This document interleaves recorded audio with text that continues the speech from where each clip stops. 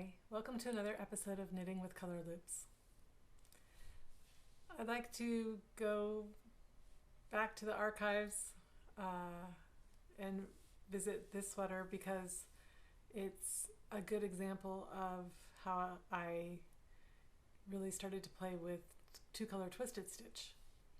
You can see that the loops come down and are crisscrossing versus the blue, and in there I've got some other little mini cables in the blue to make it evocative of some of the texture in Bavarian style knitting. And I called it Wedgwood Twist because of the white relief over the blue. The porcelain dishware and collectibles are with images, of course, rather than patterns, but I just thought it was evocative of that. So this sweater was inspired because Fruity Knitting was having a knit along for Milpost Merino. I ordered some. I ordered a lot of white, and I knew I didn't want to have a completely white sweater. I'm going to pause, go give the birds a treat, hope they be quiet. Okay, I'm back. Sorry about that. I don't have much time to record, so I'm not going to start over. I just wanted to talk about this sweater. I had a false start, which I have right here, and instead of just ripping back and starting over, I just started completely fresh. I wanted to possibly use this because I don't like undoing my work. I probably will rip it out, but as you can see, a lot of work went into this, and I thought it could be like a little cowl or something. The reason why I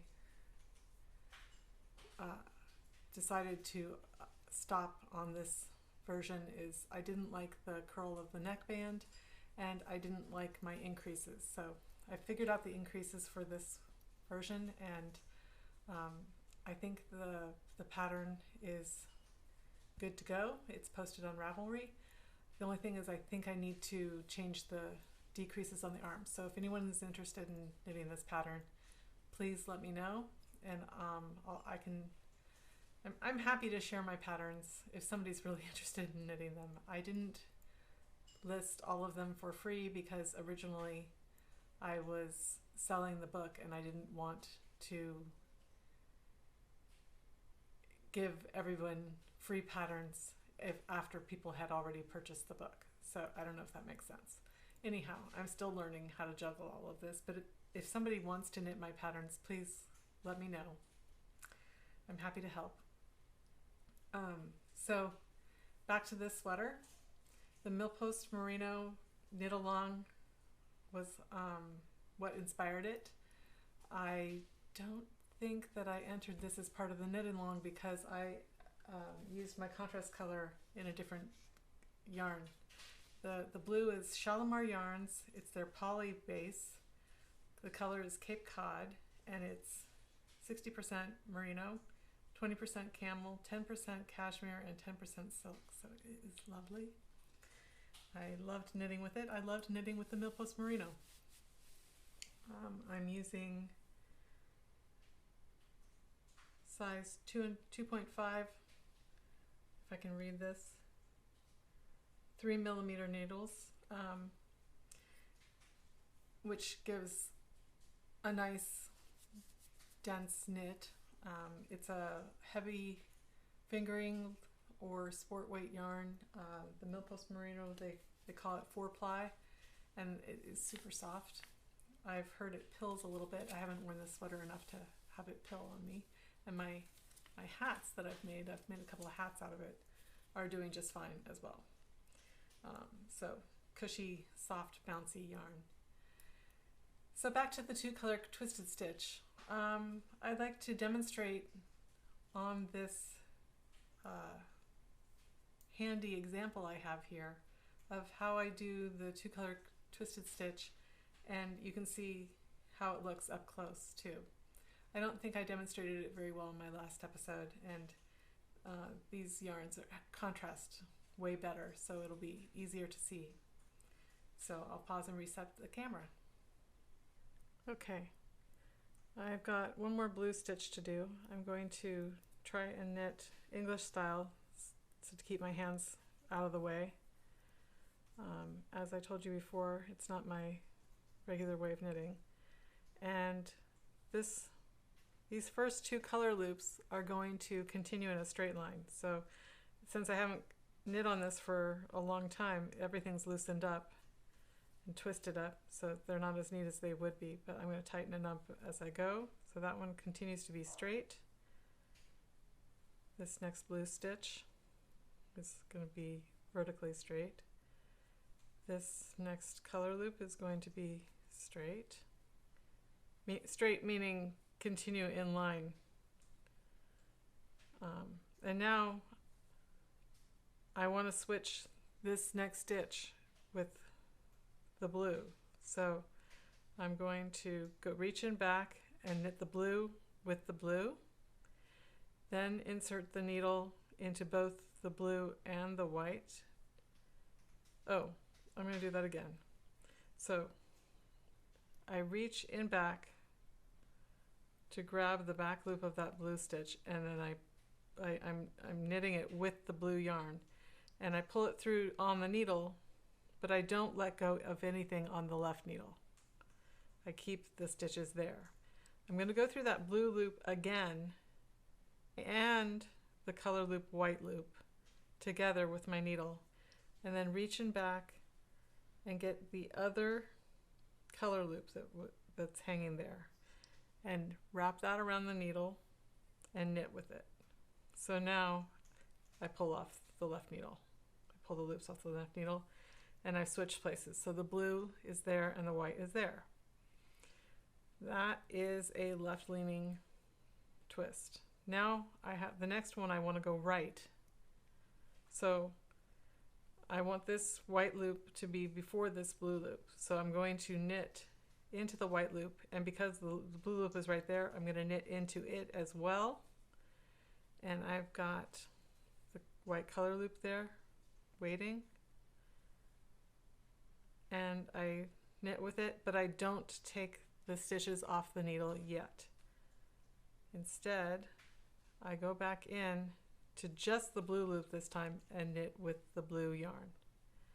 Then I can take them both off the left needle and tug a little bit on the color loop to tighten it, and I've switched places.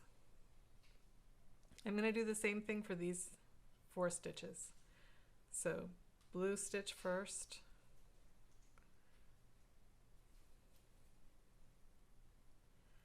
white stitch and blue stitch together with the white color loop,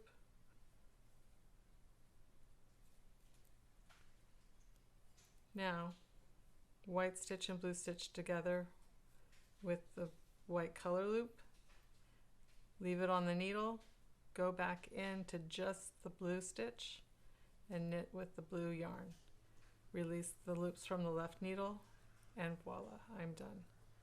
So I'm going to tighten those up a little bit, and this is how it looks. So beautiful, if I do say so myself. And then on the back, the reverse I should say, you've got the color loops coming down in vertical fashion. Everything's neat. Guess what? They still stretch. It's lightweight, it's comfortable. And I did pretty well measuring the yarn for the length of the design that I wanted, using my 1 foot loop to 1 inch ratio. But some of the pattern did tension differently. So this center design, the loops I had a little bit longer, so you can tell on this knitting here how the loops, I don't know if you can see that, but the loops were a little bit longer, so I just kept knitting with them in the same way, only it's white on white, and it makes the cabled relief still happen. This part ended right with the blue yarn, so I stopped knitting with the blue yarn. And this kept going. And I think that's really beautiful. So even though the personality of color loops, like I've talked about before, can surprise you and give you unevenness in knitting length, you can work with that, and it usually works out to still look beautiful. So I hope you agree with that being pretty. I wanted to show you also this little sample of, this is horizontal stranded knitting, Fair Isle. Here I went back and forth, and here I was doing more of a circular style of swatching. This is Jamieson's, where is the tag? It's yellow ochre, and I don't know what the brown color is called, but it's Jamieson's Shetland Spindrift. I thought that would be fun to just do color work with. And what I did is I did 2-color twisted stitch, and you can see it really clearly defines the colors. Brown was on top, and it does make it quite dense. There's still stretch. I think it's just like Fair Isle, but maybe a little tighter. Depends how you knit, of course. But it's sort of fun. There's a little yarn messiness there, but you can see I was just playing around with doing cabling, and this is not from a pattern or anything, it's just a random design. So I thought that would be interesting to show that you can do 2-color twisted stitch even with horizontal knitting, and it can be really beautiful. So that's it for today. I just wanted to catch up with the 2-color twisted stitch and move on to more exciting adventures in the near future. Thanks for watching. Bye-bye.